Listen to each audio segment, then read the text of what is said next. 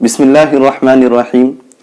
क़ज़ा नमाज से मुताल्लिक़ शरीयत की तालीम बिल्कुल वाज़ेह और साफ़ सुथरी है कि जितनी भी नमाज़ें क़ज़ा हुई हैं, चाहे वो कम हो या ज़्यादा हो, जानबूझ करके छोड़ी हों या भूले से छूट गई हों, गफलत की नज़र हो गई हों या सोते रह जाने की वजह से नमाज़ें छूट गई हों, बहरहाल जो भी वजह उन नमाज़ों के छूट जाने की बनी हो, हर हाल में उन नमाज़ों की अदायगी ज़रूरी है। इसके सिवा कोई दूसरा तरीक़ा नहीं है कि जिस पर अमल करके उन नमाज़ों को अपने ज़िम्मे से उतारा जा सकता हो। हदीस शरीफ में आता है, हज़रत अनस बिन मालिक रज़ी अल्लाह ताला अन्हु रिवायत करते हैं कि रसूलुल्लाह सल्लल्लाहु अलैहि वसल्लम ने इरशाद फरमाया कि जो शख्स कोई नमाज पढ़ना भूल जाए, गफलत की वजह से या जानबूझ करके नमाज को छोड़ दे, तो उस पर लाजिम है कि जब उसे याद आए तो वो उस नमाज को अदा कर ले। इसी तरह से एक रिवायत में है कि आप अलैहिस्सलातु वस्सलाम से उस शख्स के बारे में सवाल किया गया कि जो शख्स नमाज के वक्त सोता रह जाए या जानबूझ करके नमाज को छोड़ दे या गफलत की नज़र नमाज को कर दे, तो आप अलैहिस्सलातु वस्सलाम ने इरशाद फरमाया कि उस शख्स पर लाजिम है, उसका कफ़ारा ये है कि जब उसको याद आए तो वो उस नमाज को अदा कर ले। तो इन रिवायात से पता चलता है कि उसूल ये है कि हर वो नमाज जो छूट गई हो, चाहे वो नमाजें कम हो या ज़्यादा हो, जानबूझ करके छोड़ी हो या भूले से छूट गई हो या जो भी वजह उन नमाजों की छूट जाने की बनी हो, तो हर हाल में उन नमाजों की अदायगी, उन नमाजों की क़ज़ा ज़रूरी है। दूसरी बात यह है कि क़ज़ा नमाज के लिए कोई ख़ास वक्त मुक़र्रर नहीं है। जब भी मौका मिले उन नमाजों को अदा कर लेना चाहिए, बग़ैर किसी वजह के उसमें ताख़ीर नहीं करनी चाहिए। अलबत्ता दिन रात में 3 वक्त ऐसे हैं कि उन 3 वक्तों में क़ज़ा नमाज का अदा करना भी जायज़ नहीं है। नंबर 1, सूरज के तुलू होने के वक्त। सूरज जब तुलू होता है तो मकरूह वक्त और ममनू वक्त शुरू हो जाता है और ये करीब 10 से 15 मिनट पर मुश्तमिल होता है। एहतियात के पहलू को मद्देनजर रखते हुए 20 मिनट कह दिया जाता है। तो जब ये सूरज तुलू होता है तो सूरज के तुलू होने के बाद 20 मिनट तक जो मकरूह वक्त रहता है, इस मकरूह वक्त में क़ज़ा नमाज का अदा करना जायज़ नहीं है। दूसरे, दोपहर को सूरज के इस्तिवा के वक्त, यानी सूरज के तुलू होने से लेकर के सूरज के डूबने तक का जो वक्त है, उनको 2 हिस्सों में तकसीम किया जाए तो दोनों के दरमियानी हिस्से को निस्फुन नहार यानी आधा दिन कहा जाता है। यही वो वक्त है जब सूरज खत्ते इस्तिवा से गुजर रहा होता है, यानी हमारे सरों के ऊपर से गुजर रहा होता है।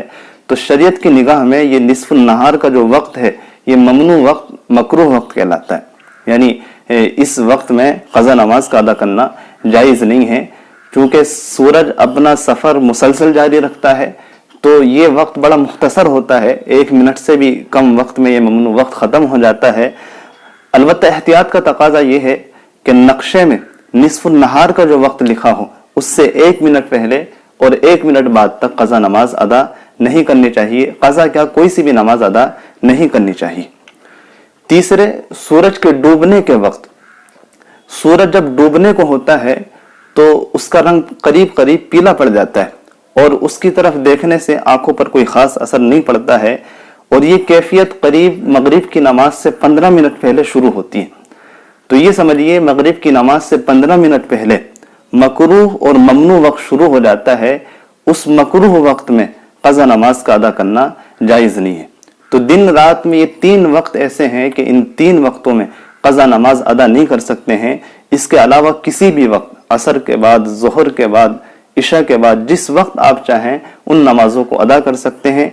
एक साथ भी, तन्हा तन्हा भी, जिस तरह आपकी मर्जी हो उन नमाजों को अदा कर सकते हैं। तीसरी बात यह है कि अगर क़ज़ा नमाजों की तादाद याद ना हो कि मेरे ज़िम्मे कितनी नमाजें क़ज़ा हैं, फजर की नमाज कितनी क़ज़ा हुई हैं, ज़ोहर की नमाज कितनी क़ज़ा हुई हैं, असर और बकिया नमाजें कितनी क़ज़ा हुई हैं, तो बालिग होने से लेकर के आज तक जितनी भी नमाजें क़ज़ा हुई हैं उनका एक अंदाज़ा लगा ले, तखमीना लगा ले और अंदाजे के हिसाब से जितनी भी नमाजें बैठें, मसलन 50 नमाजें फ़जर की क़ज़ा हुई हैं, ज़ोहर की नमाज 20 क़ज़ा हुई हैं, अंदाजे के हिसाब से जो भी तखमीना बैठे उनमें कुछ इजाफा करके उन नमाजों को अदा कर ले। इंशाअल्लाह अल्लाह रब्बुल इज़्ज़त माफ़ कर देंगे। चौथी बात यह है कि किन किन नमाजों की क़ज़ा की जाएगी और किन नमाजों की क़ज़ा नहीं की जाएगी। तो दिन में 2 तरह की नमाजें ऐसी हैं कि उन नमाजों की क़ज़ा हर हाल में ज़रूरी है। एक तो 5 वक्त की नमाजें कि जितनी भी नमाजें क़ज़ा हुई हों हर हाल में उनकी अदायगी ज़रूरी है। दूसरे, वितर की नमाज, जिस शख्स की वितर की नमाज भी क़ज़ा हुई हो उसको वितर की नमाज भी अदा करना ज़रूरी है। सुन्नत और नफलें ان کی قضا نہیں کی جاتی ہے۔ البتہ اگر کسی شخص نے نفل نماز شروع کی، نفل نماز کے شروع کرنے کے بعد اس نے اس نماز کو توڑ دیا، تو چونکہ نفل شروع کرنے کے بعد واجب ہو جاتی ہے، اس لیے وہ ٹوٹی ہوئی نماز کی قضا بھی ضروری ہے۔ پانچویں اور آخری بات یہ ہے کہ قضا نماز کی نیت کیسے کی جائے۔ دیکھیے، نیت کے لیے کوئی خاص طریقہ متعین نہیں ہے۔ نیت تو دل کے ارادے کا نام ہے۔ آپ نے یہ نیت کی کہ میں ظہر کی قضائے عمری ادا کر رہا ہوں، میں عصر کی قضائے عمری ادا کر رہا ہوں، تو آپ کی نماز صحیح ہو جائے گی۔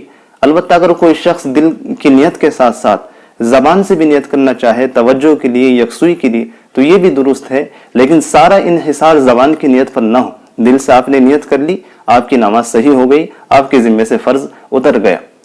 یا ایک طریقہ یہ بھی ہے کہ مکمل تعیین کے ساتھ نماز پڑھی جائے، چھوٹی ہوئی نمازیں مکمل تعیین کے ساتھ پڑھی جائیں۔ مثلا میں فلاں دن کی چھوٹی ہوئی ظہر کی نماز ادا کر رہا ہوں، اس طرح نیت کر کے نماز پڑھی جائے۔